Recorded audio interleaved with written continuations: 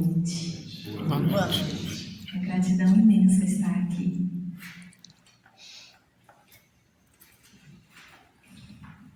Nós vamos cantar 3 canções do repertório das músicas espíritas.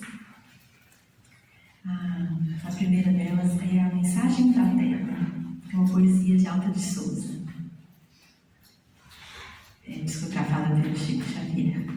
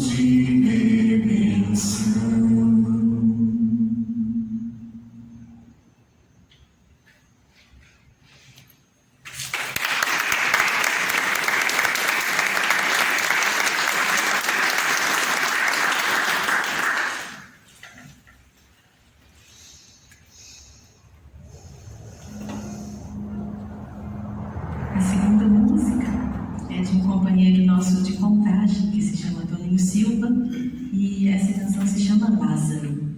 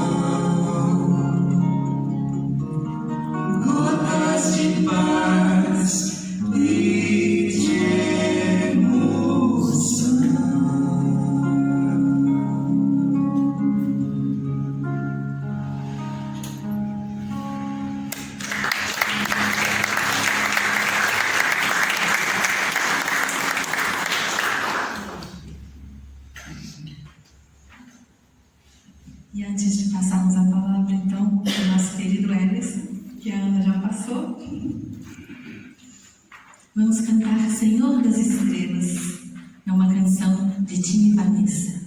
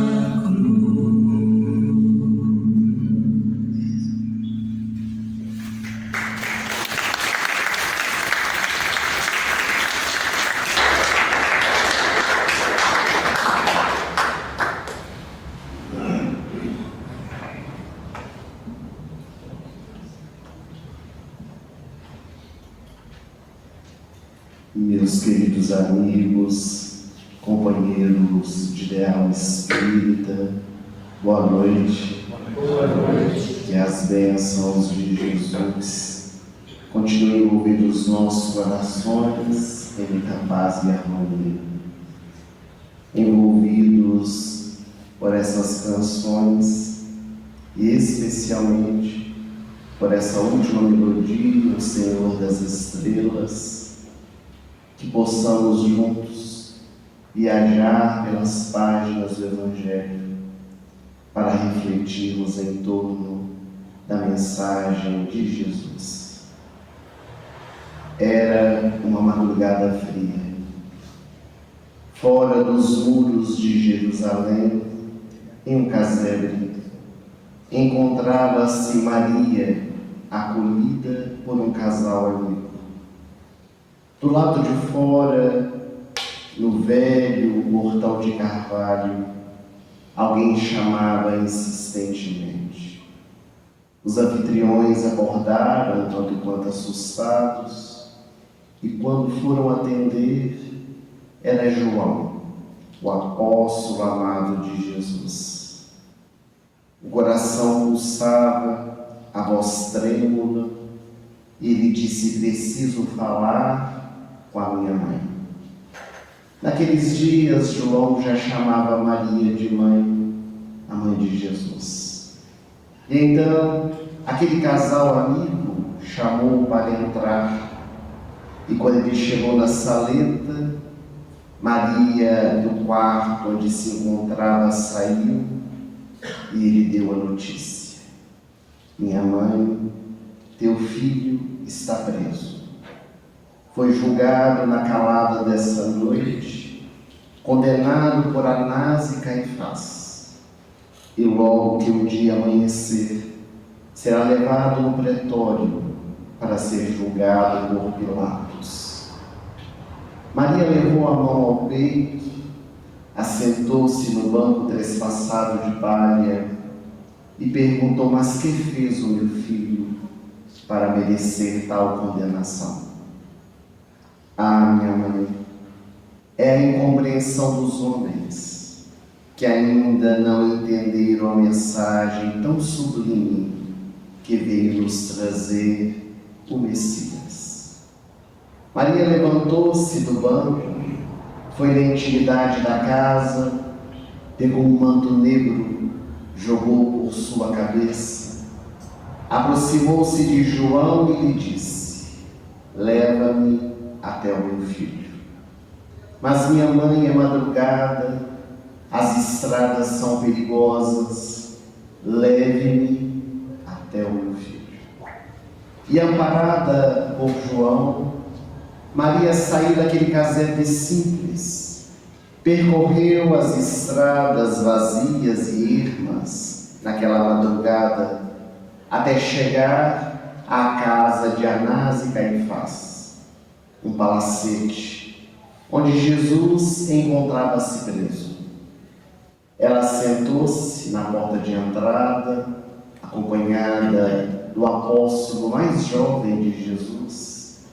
E aquela foi a maior noite da sua vida, porque aguardava ansiosamente que o dia pudesse amanhecer. E ali assentada, na tela da sua memória, Maria pôde recordar-se dos dias passados, quando acolheu nos seus braços o pequenino Yeshua, na cidade de Belém, quando viu seu filho com 12 anos de idade pregar aos doutores da lei, quando viu Jesus transformar a água em vinho nas bodas de Caná, e tantas curas, tantas realizações realizadas pelo meigo Rabi, trazendo a mensagem das boas novas de alegria. E quando o dia amanheceu, do alto das escadarias de mármore da casa de Anás e Caifás, surge a figura de Jesus, amarrado a cordas, como se fosse um criminoso. Os soldados romanos vieram buscá-lo, e ele é levado para o pretório, onde deveria ser julgado por Pilatos. Porque naqueles dias em que Israel estava sob o domínio do Império Romano, os judeus não podiam matar a ninguém. Eles podiam julgar. Julgavam, e quando condenavam alguém, enviavam para Pilatos, que era o representante do imperador de César em Israel. E era ele quem decidia se o condenado seria levado ou não à morte, inclusive escolhendo o método que isso seria feito. Por isso, Jesus foi enviado para Pilatos. Naquelas primeiras horas da manhã, a multidão já estava reunida. O povo sempre gostou de ver o espetáculo de horror. Quando chegaram à porta de entrada do local onde seria o julgamento, Jesus acompanhado dos soldados, Pilatos foi chamado pelos doutores da lei. E eles disseram: te enviamos esse homem para que seja julgado e condenado à morte. Então Pilatos olhou para aquele homem simples, vestido de túnica branca, calçado por sandálias de couro. Este é o Messias? Este é o Rei dos Judeus? Porque na concepção de Pilatos, deveria ser um homem imponente, coberto de joias, com roupas muito bem talhadas, afinal de contas, era o rei.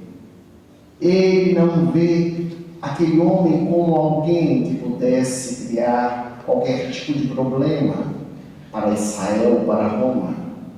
Então ele diz: levem esse homem para Herodes. É ele que precisa decidir o que deverá ser feito. Então os soldados levaram Jesus para Herodes, que aquelas primeiras horas da manhã já estava embriagado. Herodes era um rei que sempre gostava das festividades, dos bailes, era um homem alcoólico. E quando ele vê Jesus, desdém, sorri e o manda de volta para Pilatos. Como marionete, Jesus vai passando de mão em mão. Retorna para o pretório, a multidão aguardando. Pilatos então decide conversar com Jesus. O chama ao seu gabinete. E quando Jesus chega, amarrado a cordas, cabeça baixa, o representante do imperador pergunta: tu és o rei dos judeus? Tu dizes isso porque escutou alguém dizer ou porque quer saber se eu sou o rei dos judeus? Acaso eu sou judeu? Disse Pilatos. Eu quero que tu me digas, tu és ou não és o rei dos judeus? Então Jesus disse para ele: tu dizes, não eu. Se eu fosse rei, os meus súditos não deixariam acontecer o que está me acontecendo. Eu venho ao mundo para trazer a mensagem do meu Pai que está nos céus, instalando um novo reino aqui na terra.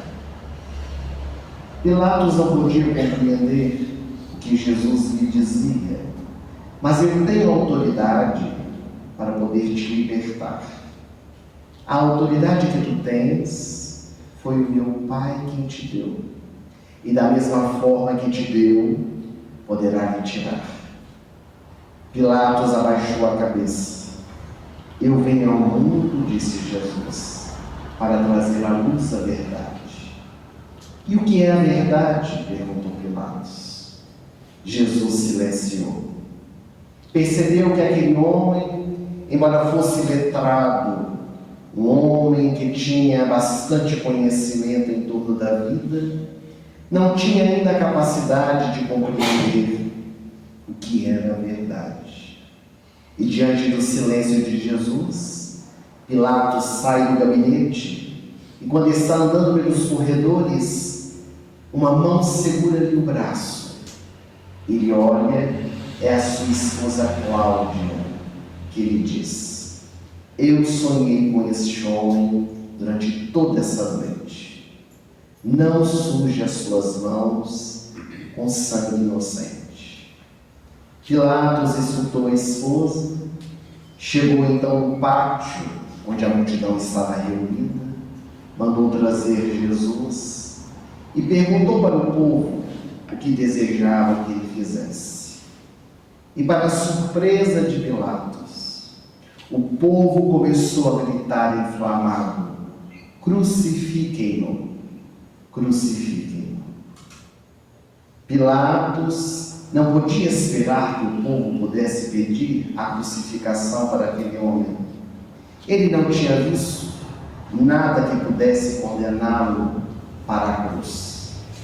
Então Pilatos, naquele instante, teve uma genial ideia, porque era a festa da Páscoa, a festa judaica, comemorada pelo povo judeu como a libertação do povo hebreu do jugo egípcio. Sempre na Páscoa era comum o Império Romano libertar um prisioneiro. Então Pilatos medita: vou chamar e mandar trazer o pior de todos os condenados. E mandou os soldados trazerem da prisão Barrabás, que era considerado um salteador das estradas, um homem que realmente era bastante perigoso, já procurado há algum tempo pelos romanos, também pelos judeus, porque Pilatos tinha certeza que quando fosse oferecer um dos dois, o povo com certeza escolheria a libertação de Jesus. Mas para a surpresa de Pilatos, quando ele questiona qual dos dois prisioneiros deveria ser liberto, o povo grita: solte-nos Barrabás, solte-nos Barrabás. E eis então que, diante da escolha do povo, não havia como Pilatos voltar atrás. Ele decidiu que o povo deveria escolher. Libertou Barrabás.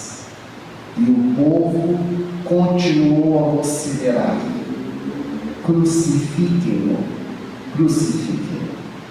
A crucificação, que era uma forma de morte criada pelos romanos, era utilizada somente para pessoas muito perigosas, para servir de exemplo a tantos outros que ousavam levantar-se contra Roma em Israel. Pilatos não via nenhuma atitude de Jesus que podia fazê-lo merecer esse tipo de morte. Então, ele toma uma outra decisão: enviar Jesus para o flagício romano. Nós não podemos imaginar o que eram os flagelos de Roma. Era um chicote de couro velho, onde na ponta era amarrado ossos de animais ou bolas pontiagudas de ferro, que quando batia na carne rasgava, criando feridas que havia hemorragias, levando inclusive a pessoa à morte. Então Pilatos manda Jesus para os flagelos de Roma para receber 70 chibatadas. Os soldados levam o mestre, a multidão acompanha, e Maria, a mãe, amparada por João, assiste aquela cena dantesca. Se possível fosse, ela daria sua vida pelo seu filho. Mas que poderia fazer ela, mulher, ali no meio de tantos homens? E então Jesus recebeu 35 chibatadas nas pernas e 35 em seu dorso, sem dar um gemido de dor. Os soldados impiedosos gargalhavam, a multidão sorria e Jesus, de cabeça baixa, passando pela sua experiência. Depois de terminar as 70 chibatadas, Jesus marcado pelas feridas vivas. Os soldados não sabiam como ele estava vivo e de pé. Então trouxeram uma coroa de espinhos, que foi retirada das hienas, para colocar na cabeça dele, afinal de contas ele não era o rei dos judeus. Jogaram sobre as suas costas o manto vermelho e lhe colocaram na sua mão um caniço de cana, para poder também zombar da sua condição diante do povo judeu. Foi levado Jesus naquela condição para Pilatos. Quando Pilatos viu, também não pôde acreditar. Aquele homem realmente era diferente. E quando Pilatos já estava saindo do pátio, afinal de contas, fora cumprido aquilo que ele havia mandado, o povo começa a gritar novamente: crucifiquem-no, crucifiquem-no. Como Pilatos era o representante do imperador, ele teve medo que houvesse em Israel uma revolução por causa daquele homem. Se ele não enviasse Jesus para a crucificação, e se o povo fizesse uma revolta, o que ele iria explicar para César? Que o povo havia implantado uma revolução em Israel por causa de um carpinteiro que era chamado rei dos judeus? Então, com medo das retaliações que vinham dos seus superiores, ele decide então fazer o que o povo desejava. Chamou os seus servos para que trouxessem uma manchela de prata com água, e diante da multidão ele lava as suas mãos, dizendo: eu não tenho parte com este sangue inocente, a decisão é de vocês. Pilatos lava as mãos e manda trazer então a pesada cruz, que segundo os historiadores pesava em torno de 70 quilos. Foi colocada nos ombros de Jesus, e Pilatos sai do pátio com a mão lavada, mas não com a consciência.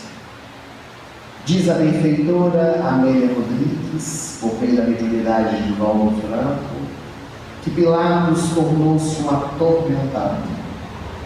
Desenvolveu um transtorno maníaco compulsivo, toque, porque ele via suas mãos sujas de sangue a todo instante e começou a lavá-las insistentemente por vários momentos do dia, até que bem mais tarde, anos depois, perdendo seu cargo por outros fatores, ele foi para a Suíça, exilado, e suicida-se, tirando um vulcão extinto por causa das suas mãos sujas de sangue que o levou à loucura. O fato é que naquela sexta-feira, Jesus, já no início da tarde, começa a sua peregrinação na Via Crucis Dolorosa. Pelas suas estreitas de pedras largas, Jesus vai ao caminho do Calvário, que naqueles dias ficava fora dos muros da cidade. Deveria caminhar do pretório até o local onde deveria ser morto. E pelas ruas da cidade, a multidão de desocupados. Ali estavam homens, mulheres, jovens, para assistir à Via Crucis. Gargalhavam, gritavam: tu és o rei dos judeus, salva-te a ti mesmo, liberta-te, queremos ver a tua força. E Jesus, em silêncio, caminhava. Os soldados romanos ao entorno, semi-piedosos, com os chicotes na mão, para que ele pudesse andar mais rápido. Jesus já estava machucado, com imensa dificuldade para caminhar, e ao seu lado estavam as mulheres piedosas. Porque nos momentos mais difíceis da vida de Jesus, os homens se afastaram dele. O único que permaneceu foi João, o apóstolo amado. Todos os outros fugiram, tiveram medo, assistiram de longe à crucificação. Mas João, ao lado de Maria, e as mulheres extraordinárias das páginas do Evangelho deram seu testemunho de amor. Madalena, Joana de Musa, Marta e Maria, as irmãs de Lázaro, Salomé, a mãe de Tiago e de João, Maria de Jerusalém, onde Jesus havia realizado a última ceia, a mãe de Marcos, e Maria de Nazaré, que tinha o coração trespassado de dor. Elas choravam. Aquelas mulheres piedosas queriam demonstrar a Jesus a dor que iam sofrer. Quando Jesus cai pela primeira vez na estrada, ele tomba com o peso da cruz sobre o seu corpo. Naquele momento, Maria tem ímpetos de poder ajudá-lo, porque ela se recorda dos tempos de criança, quando Jesus, aprendendo a dar os primeiros passos, caía e ela dava a sua mão para ele se levantar. Queria furar a guarda romana, aproximar-se do seu filho, levantá-lo do chão, mas os soldados não permitiam. E elas, desesperadas, chorando em volta, Jesus, com dificuldade, só ergue do chão, olha para aquelas mulheres e diz: mulheres, não chorais por mim, chorais antes por nós, porque se fazem isso ao ramo verde, o que não farão ao ramo seco. Em outras palavras, se fazem isso a mim, que não tenho pecado, o que não farão a vocês, cheios de imperfeições? Porque Jesus carregou a sua cruz para nos ensinar a carregar a nós. Todos nós temos uma cruz para carregar. Todos nós temos o nosso Monte Gólgota, onde encontraremos também a nossa libertação. O fato é que ele se levantou com imensa dificuldade e prosseguiu pelas ruas de Jerusalém. Enquanto caminhava, o povo gritando e sorrindo, Jesus começou a olhar em sua volta. Narra-nos o benfeitor espiritual Humberto de Campos, irmão X, por meio da mediunidade de Chico Xavier. E ele, olhando para o povo em volta, começou a questionar o porquê ele havia recebido a cruz. Porque ele havia merecido a cruz sobre os seus ombros. Porque estava indo para o Monte Gólgota a fim de ser crucificado. E naquele instante, nos questionamentos que realizava Jesus na intimidade do seu coração, ele viu no meio do povo um homem chamado Joabe. Ele era um cambista que trabalhava vendendo mercadorias. E quando Jesus viu Joabe no meio do povo gargalhando pela sua morte e crucificação, Jesus percebeu que aquele homem trazia sobre os seus ombros uma pesada cruz. Ele trazia dentro do seu coração uma vontade enorme de enriquecer, de ter lucros nos negócios, e vivia em grandes dificuldades financeiras. Era infeliz. Trazia sobre si este peso da vida, que lhe trazia grandes complicações.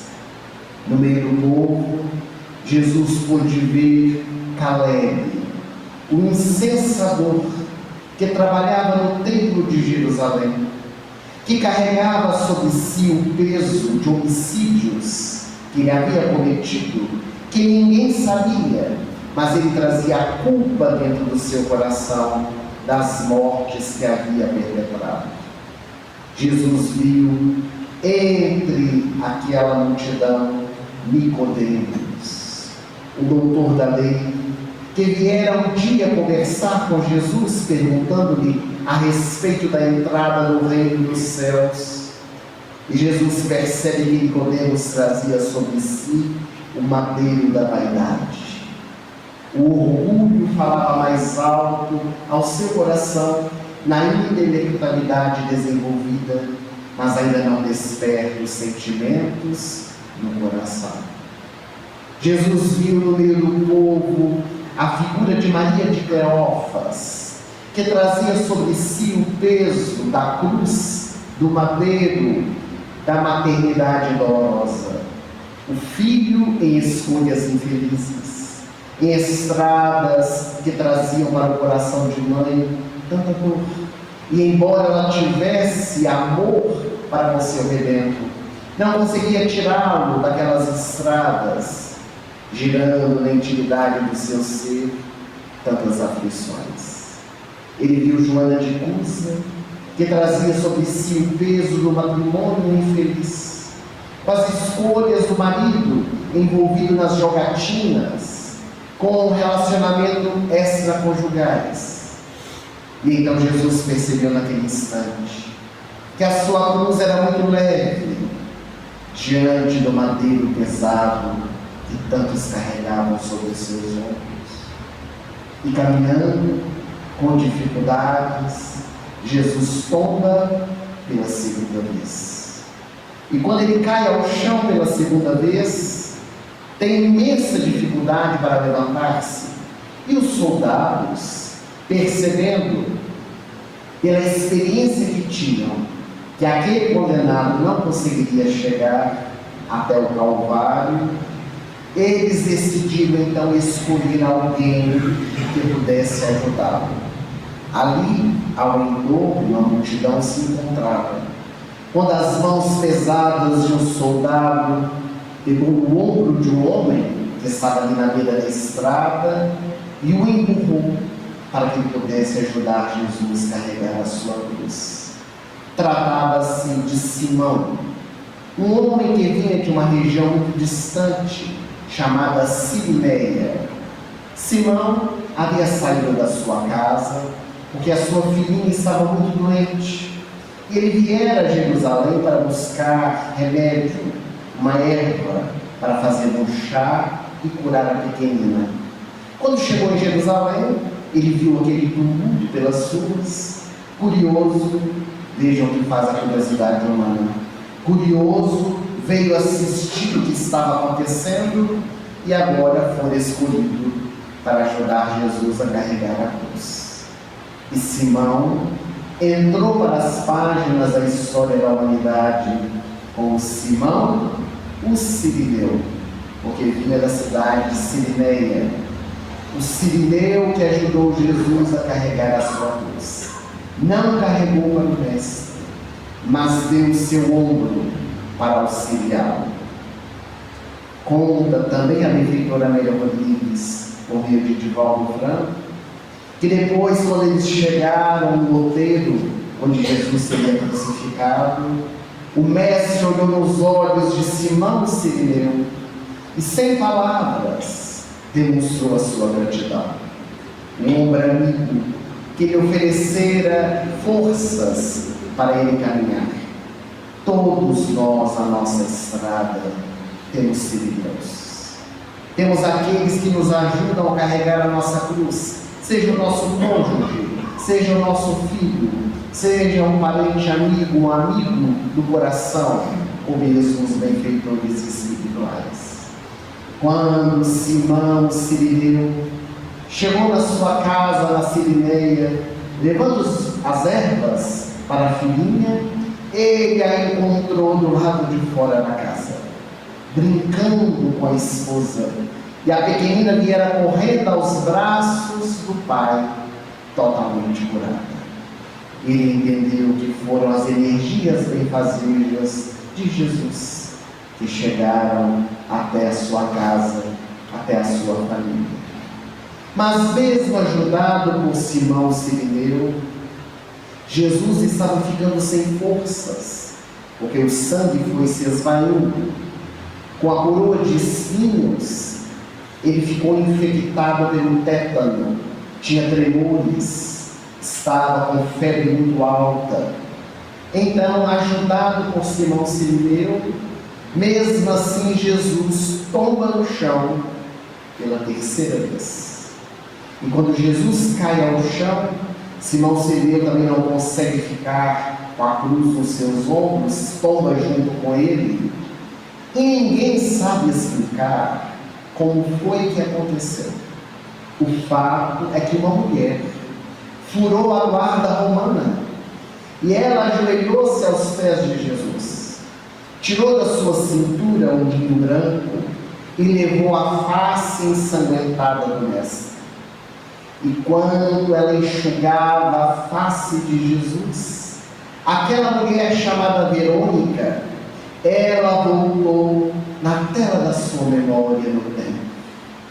E ela se recordou do dia em que, estando na cidade de Cafarnaum, Jesus passou ao lado dela e ela teve vergonha, teve medo de se aproximar dele, de pedir-lhe auxílio. Então ela embrenha-se no meio da multidão e toca na orla da veste de Jesus.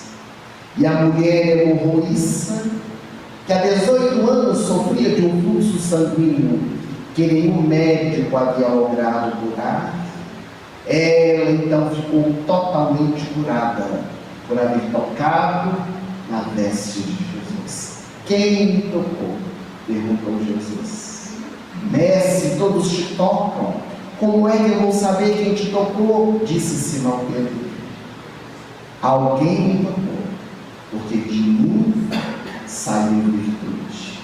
E a mulher hemorroíça Verônica, ela sai do meio do povo, ajoelha-se aos pés de Jesus e diz: fui eu, Senhor, fui eu quem te tocou.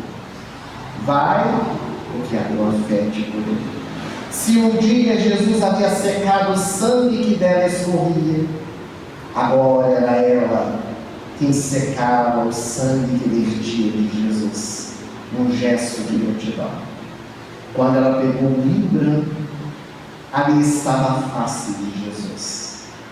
E aquela mulher destemida, corajosa, ela levanta-se com um pano com a face de Jesus e distende para a multidão, como nas tradições da Igreja Católica Apostólica Romana, que aliás no dia de hoje é rememorado toda essa história através de tantas oportunidades nas ruas de nossas cidades.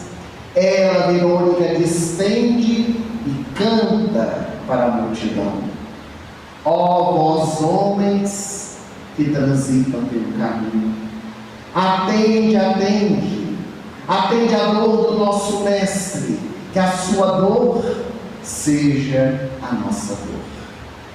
Quando ela terminou de cantar, os soldados a retiraram.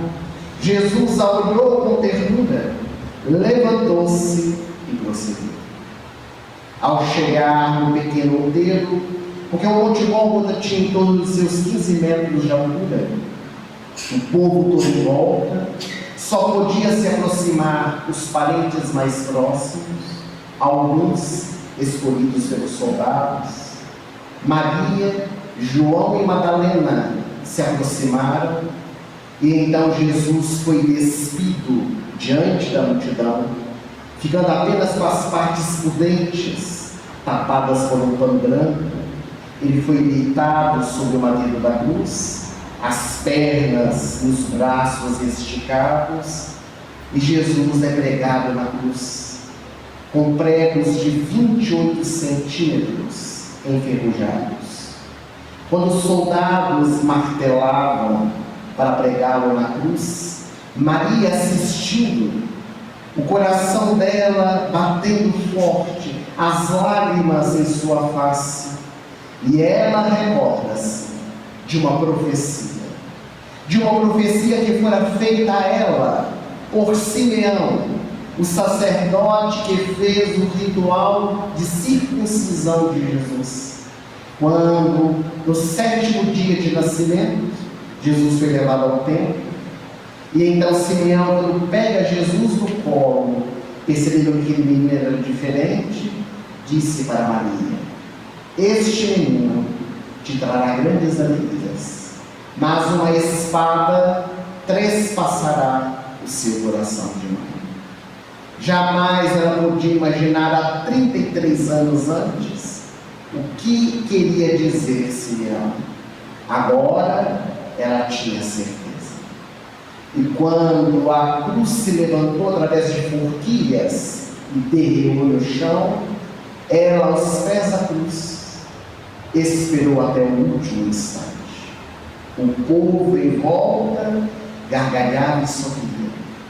E ela, se pudesse, queria estar no lugar do seu filho. Qual é a mãe que não desejaria estar no lugar do filho para salvar-lhe a vida? E ela acompanha aqueles instantes de Jesus na cruz, os últimos momentos dele aqui na terra. E quando o mestre pede água e os soldados trazem aloés e fel, uma substância vinagrosa, aos seus lábios, Maria não suporta e ela diz ao seu filho: carne da minha carne, coração do meu coração. Até quando durará o seu sofrimento? Naquele instante, Jesus distende os seus olhos amorosos para sua mãe e lhe diz: mulher, eis aí o meu filho. João, eis aí a tua mãe. E é na cruz que Jesus transforma sua mãe em nossa mãe. Jesus quebra os laços consanguíneos para nos falar dos laços espirituais que vão além da matéria.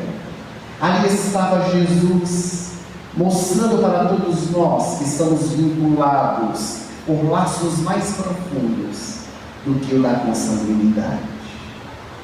Maria chorando, amparada por João, quando Jesus percebe à sua frente uma luz brilhando, uma luz intensa, mais forte que a luz do sol, e de dentro dela a figura de um anjo desconhecido, diz o benfeitor irmão X. E esse espírito iluminado aproxima-se de Jesus e lhe diz: o meu Pai me envia para atender a um pedido seu. Peça o que quiser, como farei. Jesus já nos extertou da morte. Ele olha para aquele espírito com muita bondade e fala palavras que a humanidade não pode escutar. Eis que Jesus diz ao anjo: se eu posso pedir qualquer coisa, eu lhe peço neste instante que vá socorrer o meu amigo Judas Iscariotes, que acaba de suicidar-se.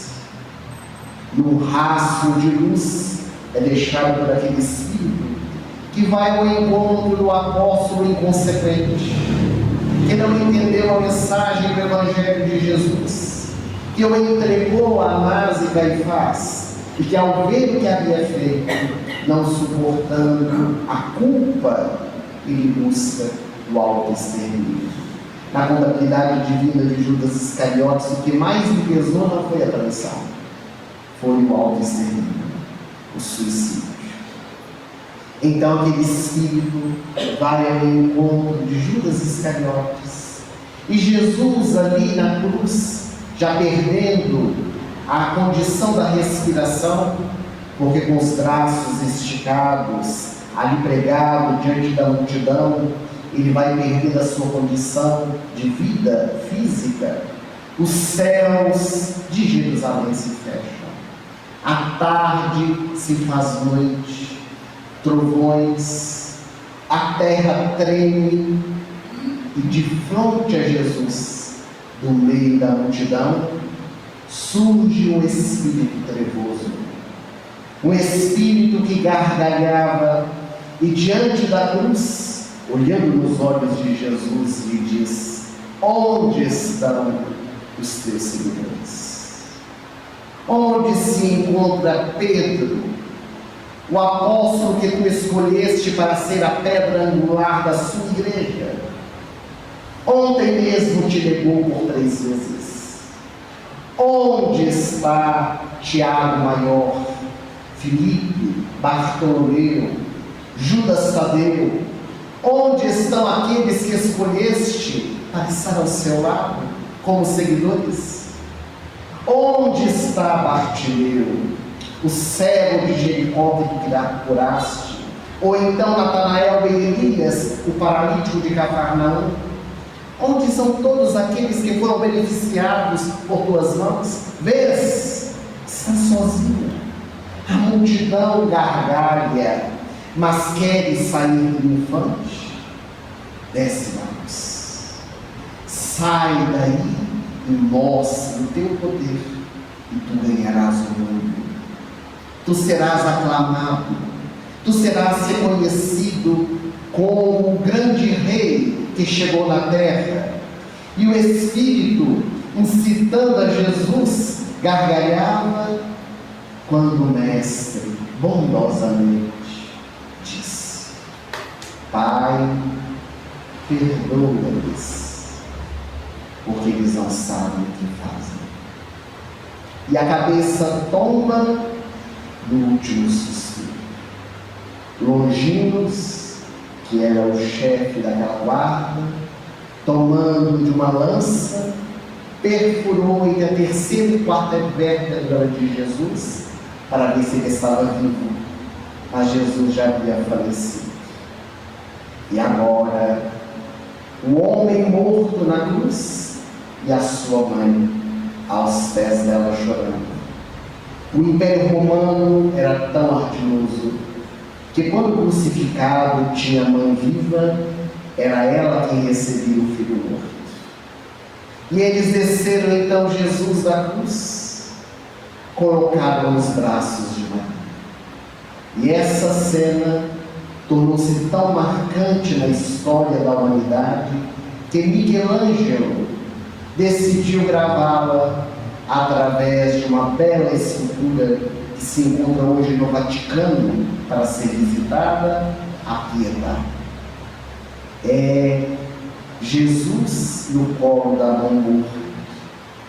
Diz Chico Xavier que uma das maiores dores da criatura humana é o pai e a mãe que sepultam os filhos, porque é natural que os filhos sepultem os pais.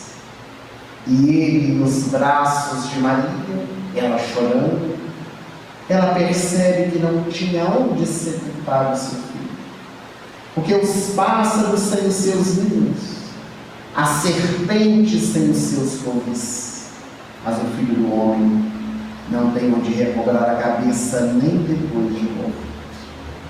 E foi José de Arimateia que emprestou o sepulcro para que Jesus pudesse ser colocado, ser inumado. E uma grande tristeza se abateu no coração dos seguidores de Jesus.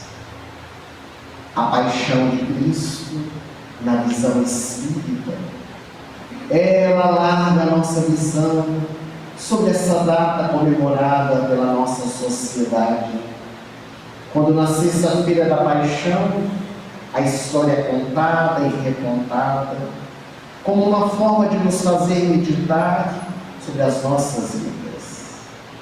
O que fizemos, diz a canção Senhor das Estrelas, trespassamos o coração, perfuramos os pés e as mãos do Senhor das Estrelas.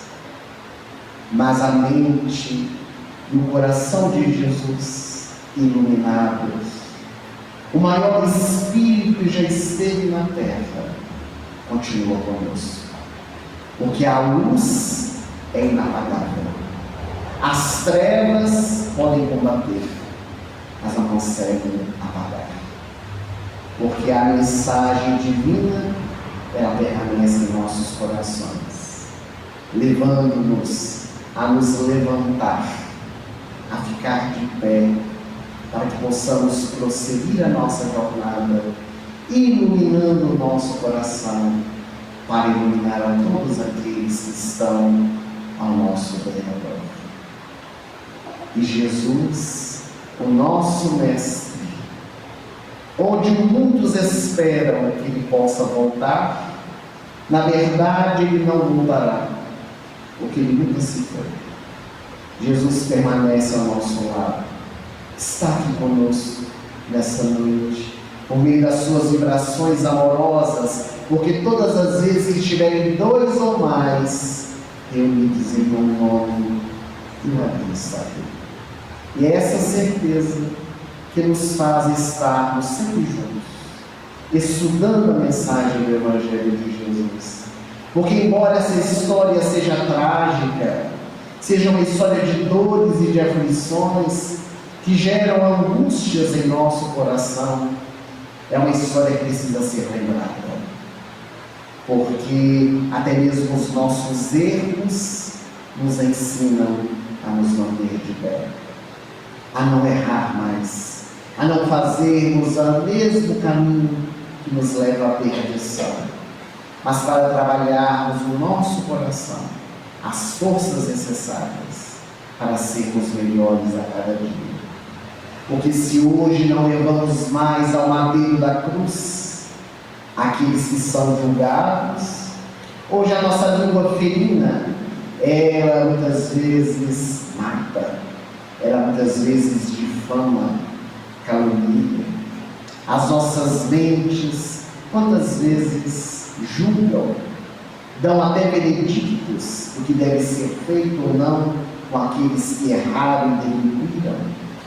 E passados 2000 anos, a multidão que somos nós, ainda continuamos a considerar crucificado de maneiras diferentes, de formas diferentes na nossa sociedade, porque hoje nós crucificamos as pessoas, falando mal delas, denegrindo o seu nome nas redes sociais, entre os amigos, entre as pessoas que estão ao nosso redor.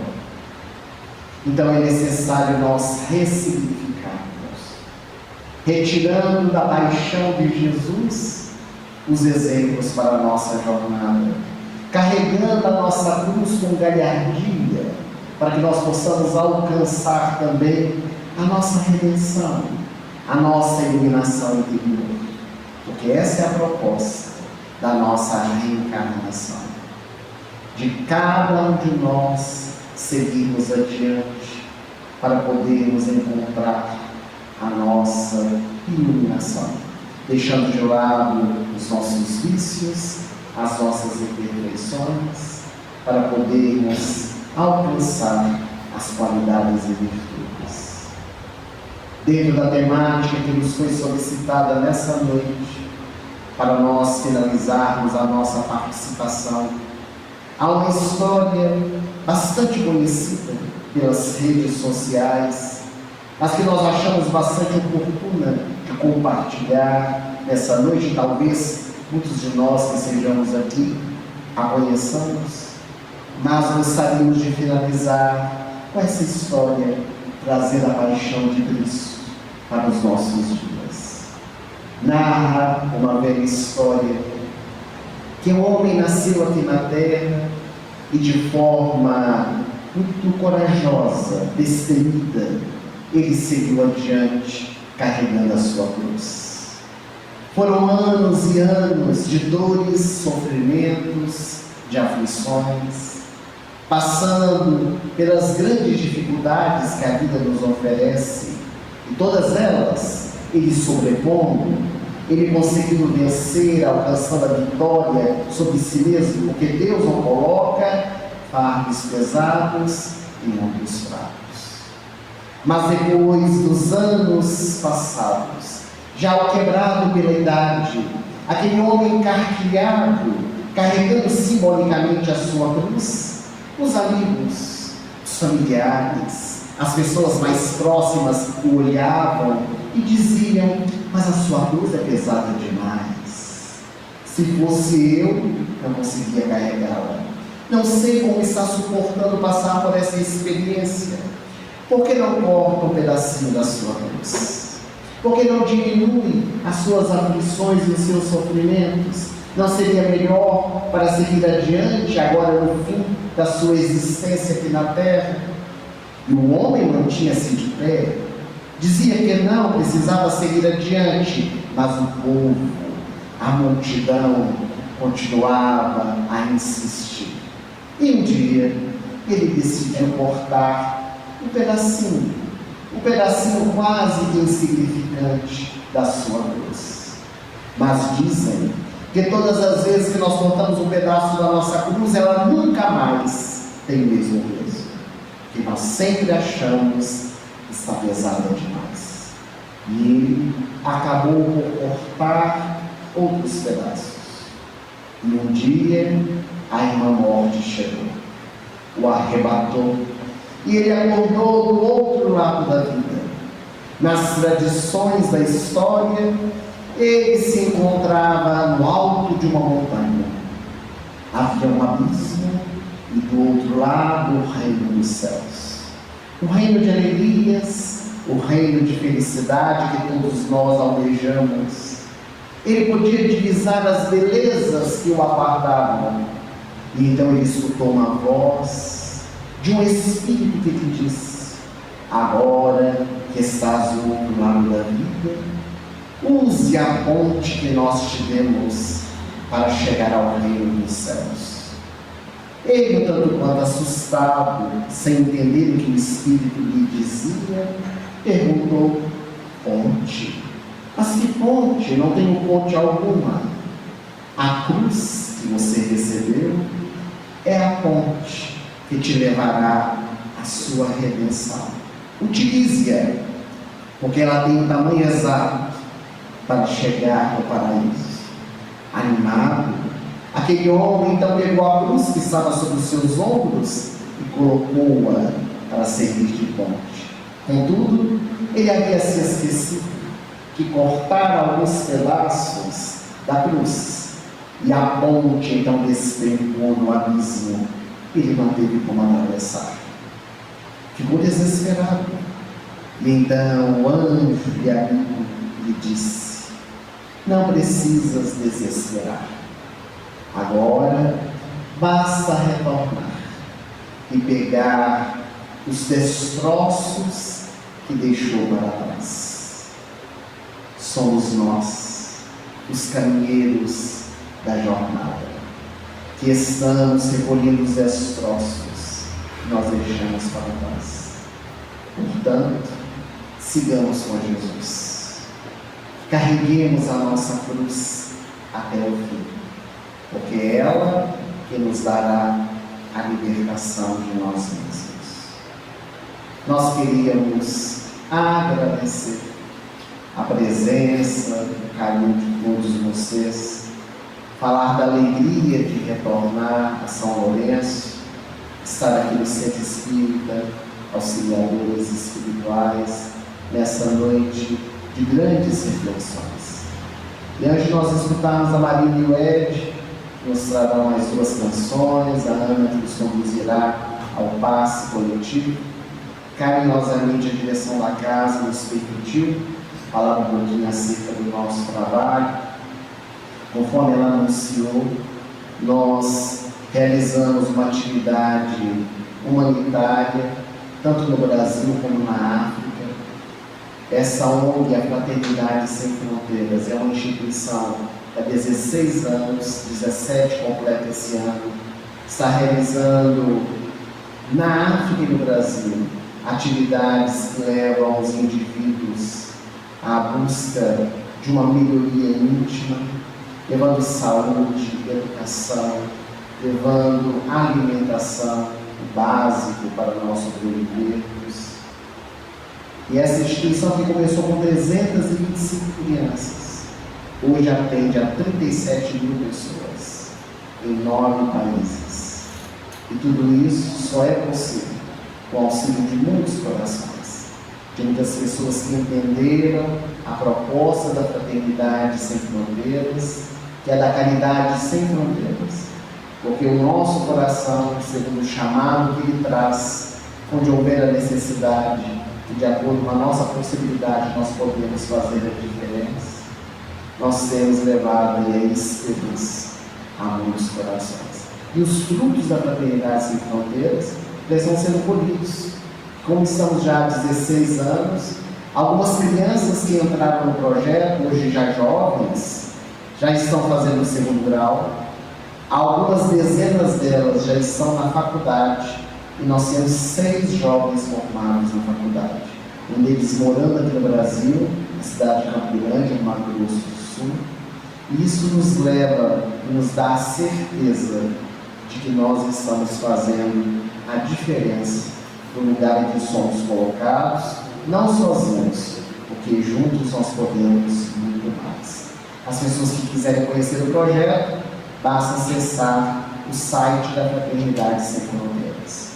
Nós temos 40 livros publicados para crianças, jovens e adultos. A renda dos direitos autorais vai para diversas instituições de caridade, entre elas a Fraternidade Sem Fronteiras, o Grupo Sheila, que nós frequentamos em Belo Horizonte, e a Univale do Jequitinhonha, que é uma região bastante sofrida das nossas Minas Gerais. O nosso mais recente lançamento, ele tem tudo a ver com o tema da nossa noite de hoje, que é o livro Diálogo com Jesus. Esse livro nós temos 13 capítulos, que falam de personagens que viveram ao lado de Jesus, cujos diálogos falam diretamente ao nosso coração. E há 2 capítulos em especial, aliás 3, que nos envolvem na história da paixão de Jesus, que é a história de Maria de Nazaré.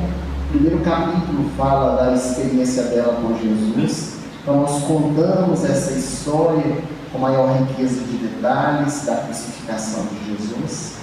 Nós temos também o capítulo de Pilatos, que conta a história dele, como foi os últimos dias dele aqui na terra, qual foi a proposta dele quando chama Jesus para conversar no seu gabinete, e o capítulo também de Judas Iscariotes, que é chamado o apóstolo traidor, e aqui no livro nós contamos também com riqueza de detalhes.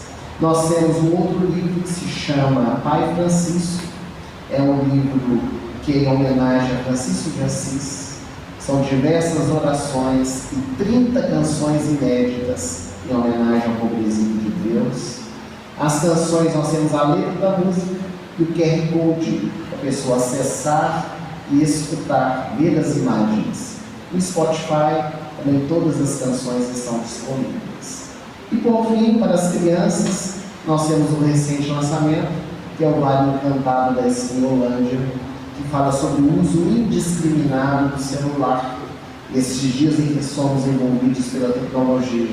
É a história de uma família de povos espinhos que encontra no vale o celular perdido. Eles ficam maravilhados com aquela caixinha que se acende, que toca música, que tem vídeos. E os porquinhos espinhos não querem mais estudar, não querem mais dormir, não querem mais comer. O papai não quer trabalhar, a mamãe não quer cozinhar. Qualquer semelhança é mera coincidência conosco. O fato é que o vovô porco espinho, que nem sabia mexer com o celular, mas estava doido para aprender, ele tem uma genial ideia de como resolver aquele problema dentro da família. E é claro que eu não vou contar para vocês, se vocês vão descobrir lendo o livro.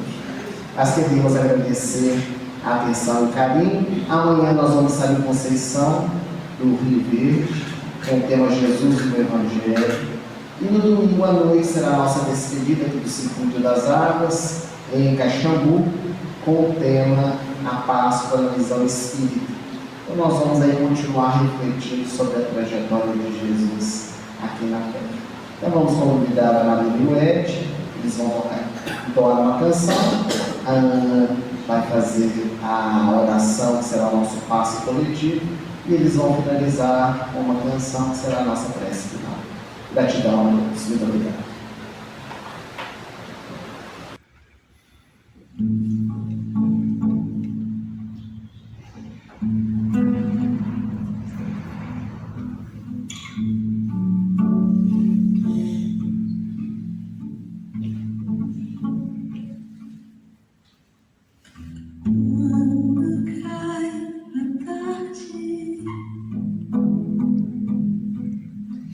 O sol